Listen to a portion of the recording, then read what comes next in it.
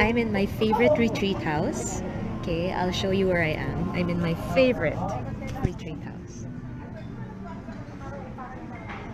Hey, coffee bean and tea leaf. Kidding aside. So, I don't know, I hope you can hear me clear enough because I'm in an open space here with so many titas of Manila talking about love life. Hindi ako makarelate. Anyway, um, my reflection today is on forgiveness. It came out a lot in this recent retreat and also in the previous retreats I've accompanied. And this vlog is inspired by the gospel and the homily I heard last Sunday. If Father Steven Zabala is watching this, hi Father Steve! I was inspired by your homily last Sunday at Christ the King. So I hope I do you justice. I hope I understood well the homily you gave us based on the passage from the Gospel of Luke. So I'm gonna read that part of the passage that really struck me about Father Steve's sharing. So that part of the Gospel of Luke, which a lot of us get confused with, is this: to anyone who slaps your cheek, present the other cheek as well. How do you interpret that? Diba? To anyone who slaps your cheek, present the other cheek as well. Most of us would interpret it literally, right? Parang sadistic, masochist kind of attitude or behavior. If someone slaps you, then allow them to abuse you or slap you also on the other side of your face. Diba? But what I learned from Father Steve last Sunday is that it is not meant to be taken literally. And it actually is a beautiful way by which we can look at Christian forgiveness. Back in the day, during the time of Jesus, when you're a master, no, master-servant relationship, if you were to discipline your servant, you would never use your palm, this side of the hand. You'd always use the back part of your hand. And never the left, always the right hand. The left is considered unclean or unholy. So if you were to discipline, so if this is the person you're disciplining and you need to slap that person, you would use the back of your hand. So try putting your hand against a doll or, gently lay it on the face of somebody in front of you right now. O, diba? Magtataka sila kung bakit mo sila sinasampal. But anyway, back side of your right hand, if you were to apply it on the face of someone in front of you, which cheek would it hit? The right cheek of the person, right? So that would mean I am your master, I am disciplining you, I'm using the back side of my hand. It conveys that there is a hierarchy, higher, lower, and that I'm using this side and not this side. Now, if somebody slaps you, okay, somebody slaps you like this, okay, the right cheek, Jesus said, turn your left cheek, turn it, if this was the face, sorry, old notebook, this is the right side of the person's face, then turn your left cheek this way. I wish I brought a doll, or I wish I could slap someone right now. Okay, what does that mean? No, it doesn't mean you're allowing the person to slap you again, because how can I slap you on your left cheek with the back side of my hand? It'll be very difficult. Try it.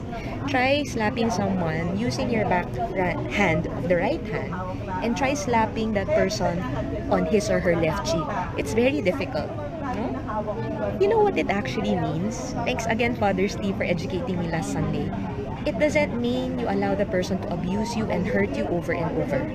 It basically means it's a non-confrontational way of saying, I'm not gonna fight you. I'm not gonna fight you. And it's a way of saying, I'm going to step back. I'm not going to slap you back, but instead I'm gonna step away. I'm going to assess myself, and I'm letting you go. Diba? It's a non-confrontational way of responding. And it's also another way of saying, I wish you the best. No? When you turn your left cheek, that other person can't hurt you again. So forgiveness is first and foremost also, protecting your own integrity or your dignity as a person. No one is meant to abuse you over and over, no, to hurt you physically or verbally or emotionally. No? Do it once, but not twice or thrice. And you have to also step back and say, tama na, no? I do not like what you said, do not like what you did. So I'm not gonna fight you, but I'm going to non-confrontationally step back, give you my left cheek, thereby making the person, the offender, the person who slapped you, powerless. Diba? So, kunyari, hirap, no? It's difficult, but there's so much wisdom in it. You step away from an argument. You might feel at the beginning, or the offender might feel at the beginning, uy, ang hina nito, hindi lumalaban, hindi nagmumura, hindi ako inaaway, no? But in fact, you actually have an upper hand when you temper your pride, temper your momentary emotional outburst, and you step away. And it makes the offender, it renders him or her powerless. No? Wala na siyang masabi against you. In fact, you preserve something so precious, which is your integrity, your dignity. Kasi minsan pag, when we retaliate verbally or physically, once that retaliation or that response, no, that violent response is applied, can't take it back anymore. But if you give the other cheek, the left cheek, it's our way of saying, I am stepping back. I wish you the best. I will not hurt you. I will not go down to your level. Diba? I'll not go down to your level. And I'll step back, and the ball is now in your court. It's now your problem. Isn't it amazing? Right? But it takes so much humility and self-control. So I'm gonna share with you a definition of forgiveness, which I used in the recent retreat. It's written by the author of Karma. Her or his name, actually hindi ko alam kung babae lalaki, Google it, is his or her name is Do Zandamata. Do or Doi? Do Zandamata. And this author said, anyone can hold a grudge, but it takes a person with character to forgive. You release yourself from a painful burden. Forgiveness doesn't mean what happened was okay. And it doesn't mean that person should still be welcome in your life. It just means you've made peace with the pain and are ready to let it go. Cool, no? So forgiveness doesn't mean you forget. You'll never forget what was said, what was done. And as I said in the last post, no regrets. Thank you, right? That experience taught me a lesson. You taught me a lesson, so thank you. But forgiveness doesn't mean you allow the person to hurt you over and over. It doesn't mean what this person said or did to you was okay. And it doesn't mean this person can or should still be welcome in your life. Especially, as I said, this person no longer uplifts you or has served his or her purpose in your life. Right? Forgiveness is ultimately, first, self-love. And I don't mean self-love in a selfish way. But, God gave us a beautiful life, beautiful body, spirit. It is meant to be protected. And you are responsible, we are responsible to be a good caretaker of this body, this mind, this heart. We're responsible in taking care of it. And no one should trample upon that dignity, which nobody should trample upon this temple of God. No? This kumbaga sa theology of the body, this temple, this house of God. So when you choose to forgive someone, it's first and foremost your way of giving yourself permission. I choose not for this memory or this painful past to continue to enslave me. I am now ready to move on. I'm now ready to forgive this past. I'll never forget it. No, it will always be a part of my life story.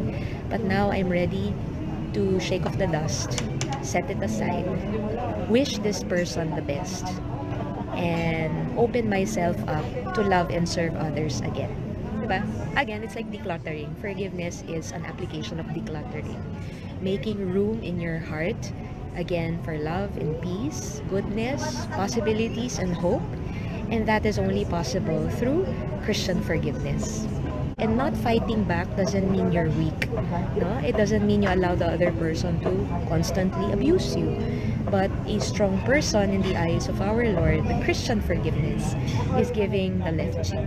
Not for it to be constantly battered, but it's a non-confrontational, peaceful way of saying enough is enough. And I'm not gonna fight you. I'm not gonna go down to your level to fight you, but I'm gonna give you your space and give you space so you figure out what just happened and how this hurt me. But thank you. No regrets. I learned from it. And now that I'm giving myself permission to break free from it, I am now ready to love and serve others again. Nice, no? Super nice. So thank you to Father Stephen Zabala of Christ the King. Thank you for explaining to us what this confusing passage, this passage about slapping one cheek and presenting the other really means in the context of Christian forgiveness. So Carly here said, it makes sense. It's like not putting more fire on the argument when they already put fire, rather being calm about it and letting rationality speak. True. Okay, I'm just gonna read again what Carly said.